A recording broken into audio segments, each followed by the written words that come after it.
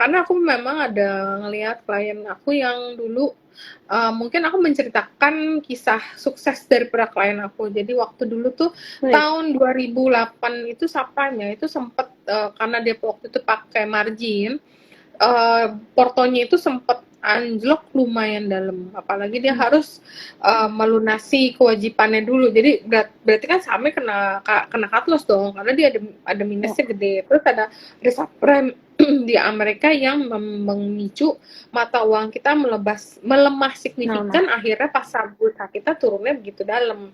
Ya udah dijual. Nah itu sempat turunnya, portonya turunnya jauh banget. Cuman itu kan 2008, kemudian dengan berjalannya waktu pelan-pelan kita trading lagi, kita cari naik pelan-pelan. Tapi waktu tahun berapa ya, yang zamannya si Bumi dari 80 perak naik sampai gope, itu tahun berapa ya, itu jackpot gitu loh. Jackpot, cuannya gede.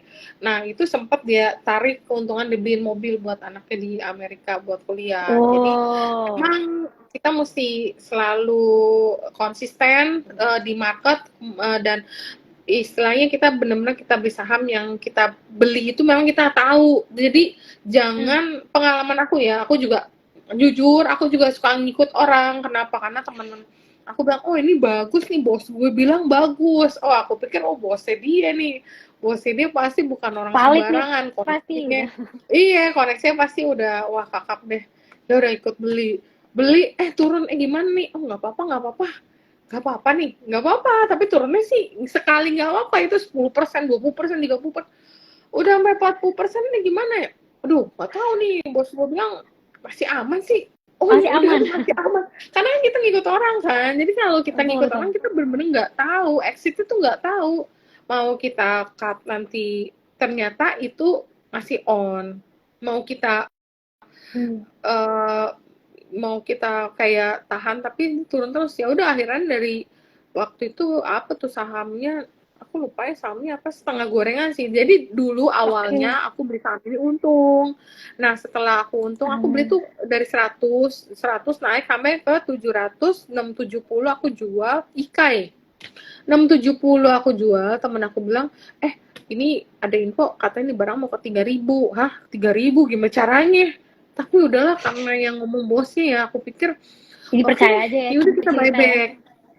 Kita buyback deh. Hmm. Udah buyback, ternyata turun sampai harga berapa ya? Berapa ya, kayaknya 200 apa 300, gimana ya? Hmm. Ya udah deh, yuk kita cut loss aja. Aduh, turunnya tuh udah dalam banget gitu loh. Jadi memang kalau ikut orang tuh, ya ikut boleh. Deg-degannya Ikut ekstra itu, ya, Ci ya. ya ikut itu sebagai ideas, tapi kita nggak Hmm. bisa ngikut vlog karena memang nggak ada yang tahu gitu. Bisa juga orang itu beli, mungkin kadang sering kali kecepatan. Namanya info itu kadang kecepatan. Jadi belum jalan, terus keburu kita jual, taunya naiknya belakangan. Ada juga yang udah tinggi, tapi dia bilang masih mau lanjut. Mungkin ada yang mau jualan kali, jadi kayak disebarin rumor bahwa ini masih akan lanjut nih, masih akan naik 3.000. Bayangin nggak? Barang 700 jadi 3.000. Sedangkan itu barang dari cepet ke 700 ya udah 7 kali lipat. Terus tambah gimana kita nggak tergiur gitu, soalnya memang Betul. perjalanannya dari cepet ke 700 itu kan 7 kali itu Nah, terjadi, sedangkan jadi dari 700 ke percaya tiga juga ribu ya, yakin ke 3.000 Iya. gitu ya, Ci ya.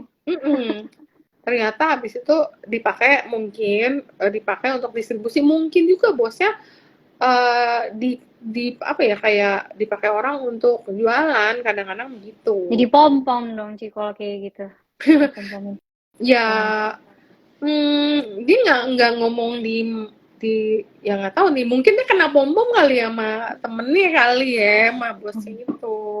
Jadi memang Akhirnya dia disebar-sebar. serba salah sih. Emang kayak, ya memang kita kalau di dunia investasi ini kadang percaya atau nggak percaya ada faktor luck juga. Ada faktor hoki gitu. Kadang aku ada beliin klien yang sekali beli selalu turun. Aku juga bingung. Kayaknya dia nggak beli naik, begitu dia beli ngerem gitu. Ada yang kayak gitu. Tapi habis dia jual naik gitu. Ya itu nggak tahu sih, mungkin ada faktor hoki juga ya di Faktor X sana. gitu ya, Ci. Iya, Hmm. benar-benar gitu. Jadi ya, Ya, terus tapi kalau teman-teman Fans misalnya, jangan takut ya. kenapa? teman-teman saya, tapi jangan takut tuh Ci denger kata ada faktor luck, ntar Oh iya, nggak banyak yang jadi kayak pokoknya yang penting kita mesti set positive thinking. Kalau kita mikirnya positif, oh gue hoki kok, itu pasti akan outputnya positif. Jangan mikir, gue bau. Jangan nanti jadi banyak banget tuh Ci, aku kepikiran. sering banget merasa tanganku bau. Jangan, jadi itu akan trigger ini.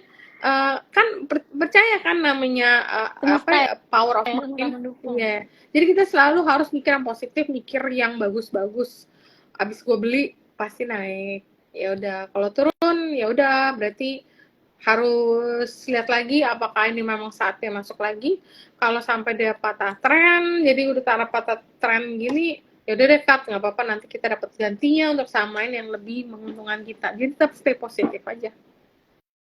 Dan itu juga letak pentingnya kita harus naruh telur di berbagai macam basket juga ya Ci ya, udah riset terus kita juga diversifikasi. Jadi oke. Nah, cerita apa aja sih tantangan yang cerita lalui untuk bisa mencapai di titik cerita sekarang gitu. Tantangan tuh bisa kayak apa aja lesson learn yang menurut cerita selain dari success story yang tadi gitu. What are your biggest learning curve lah selama berada di dunia investasi ini? Ya itu pengalaman itu ya benar-benar kita harus mungkin gini yang kayak tadi aku cerita, ngikut orang, padahal awal kita beli, kita ajak itu orang untung, tapi setelah itu dia kembali dengan info yang menurut dia info, terus kita ngikut, tapi karena kita ngikut orang, kita nggak punya trading plan. Nah itu juga nggak boleh. Jadi kalau misalnya kita ngikut orang, ya udah itu anggap sebagai ide trading buat kita, ide investasi buat kita.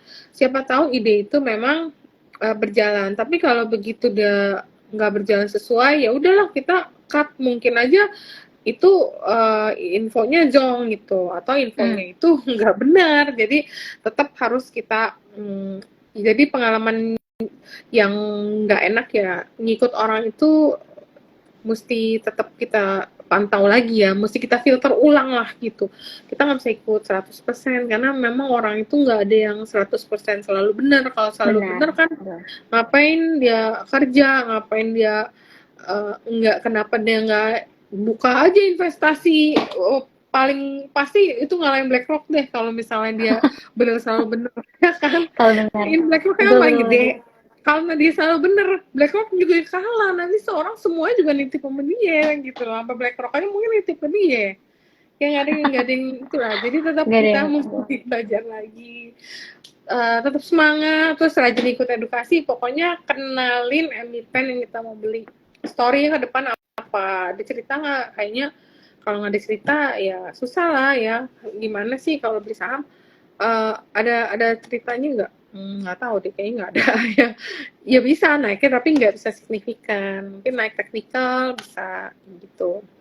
Jadi ya kendalanya ya yang paling berasa ya itu yang waktu aku ikut orang itu, jadi kurang. Dan setelah bahasa sedikit kecolongan ya cerita. Iya, makanya market ini memang selalu di market kita nggak pernah berasa pinter, kita selalu berasa bodoh karena kayak ada aja yang bikin kita tuh harus belajar ketinggalan lagi, harus riset lagi. Iya, kayak ketinggalan cut loss, udah tahu ini saham mau turun gitu loh, tapi tuh kalau di market kita tuh kayak di satu lautan yang gede, kita diombang-ambing, terus belum ntar kliennya tiba-tiba telepon, jual semua saham saya. Waduh, ada apa nih? Kita jadi ikut kan. Waduh, jualan nih kayak bakalan turun nih. Kadang-kadang kita bisa terpengaruh ya kayak gitu juga. Ya itu namanya psikologi lah ya. Kita bisa terpengaruh, psikologi kita juga bisa jadi ikut yang harusnya nggak ada apa-apa. Mungkin dia sendiri pengen jualan, mungkin dia mau liburan kali ya. Tapi karena dia jualannya sampai dibersihin sampai nol barangnya, kita kan pikir waduh kayaknya ada insecure gitu ya, deg-degan lagi ada apa nih. Iya, mungkin ada something yang aku belum tahu nih, makanya buru-buru jual. Jadi ya itu di market itu benar-benar kayak di lautan luas, kita diombang-ambing. Ya kalau kita di luar sih kelihatannya gampang ya, tapi sebenarnya kalau di dalam itu emosi kita tuh bener-bener diombang-ambing loh, kayak aduh mau jual nggak ya, oh ini kayak kuat nih, penjualannya banyak, tebel, bitnya aman lah, besok aja. Besok ternyata bitnya hilang semua. Habis itu waduh mau jual nggak ya, aduh kayaknya salah nih, mesti jual ya kemarin, ntar deh tunggu harga kemarin aku jual. Tapi ternyata karena nggak ada bid yang jualan tetap ada, akhirnya harga turun, auto reject bawah. Nah itu bikin kita tuh ketinggalan kadang-kadang. Ya udah, akhirnya sampai satu titik kita kayaknya udahlah pokoknya udah mau naik atau turun udah nggak peduli, aku cut. Nah biasanya kalau sampai titik itu malah rebound. Tapi ya udah, yang penting kalau kita udah cut, kita nggak boleh lihat lagi ke belakang, kita lihat ke depan. Oke, mencari lagi saham lain lagi yang bisa mengobati kerugian itu. Tetap ada kok, market kan buka terus, jadi nggak pernah takut ketinggalan. Yang penting ya kita lebih ulangin, maksudnya kita meminimalisasi kesalahan yang sebelumnya. Betul. Pas banget nih Ci, ada yang bilang salah satu dari my friends, gimana ya Ci cara move on setelah cut loss? Yaitu kalau bisa untuk cut loss itu udah disiapin, ya pertama ya kalau bisa ya belajar teknikal, belajar nggak usah yang expert banget, nggak usah yang sampai ngerti Elliott wave yang wave keberapa, nggak usah, yang penting ngerti support resist, pattern chartnya kayak mau ke berapa, terus sama mungkin yang basic juga kayak MACD itu kan begitu cross atau dead cross ya udah kita buang dulu. Yang penting bisa ngerti itu, aku rasa lumayan sih bisa nyelamatin porto kita. Cuman balik lagi namanya market, kalau marketnya lagi jelek, kayak berapa bulan nih dari awal market buka tahun 2023 sampai sekarang marketnya jelek. Kalau marketnya jelek memang susah, tapi nanti begitu marketnya bagus pasti bisa deh nguber lagi kerugian yang kemarin itu. Yang penting ya kita tetap semangat aja. Balik lagi ya Ci, it's a waiting game after all gitu. Kita harus bisa sabar dan tahan, dan sebenarnya ada itu juga ya, faktor percaya diri ya kalau misalnya kita mau jadi trader tuh. Kita harus yakin dengan pilihan kita gitu, kayak misalnya pokoknya gue ada motivasi ini mau beli, yakin banget nih perusahaan yang kita akan invest ini akan menghasilkan, menguntungkan gitu. Jadi pede juga ya Ci.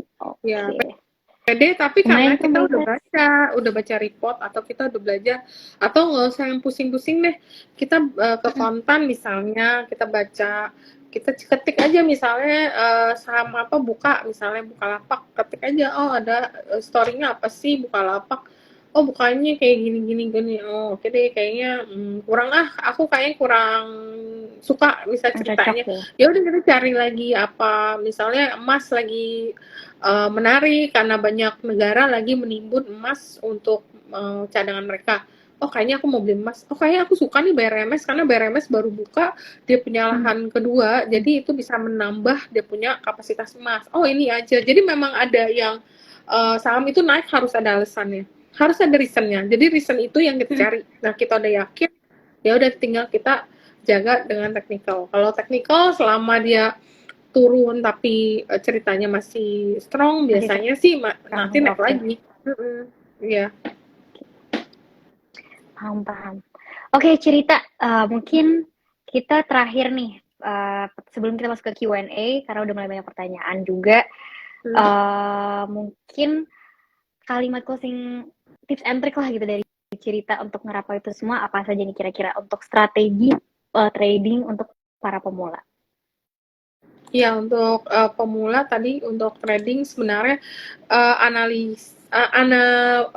analisa skill analisa, fokus, money management, psikologi trading, sama kita selalu keep record atau kita selalu memantau investasi kita.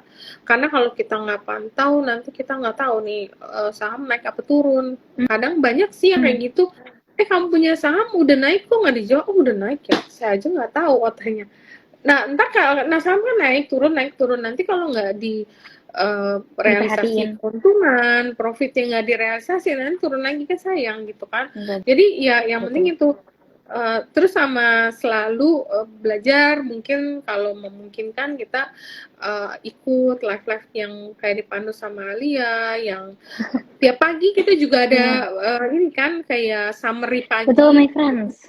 Iya, itu juga lumayan banget sih, lumayan banget membantu buat pagi-pagi. Kayak sarapan lah jam 8.30 ya kita di acaranya.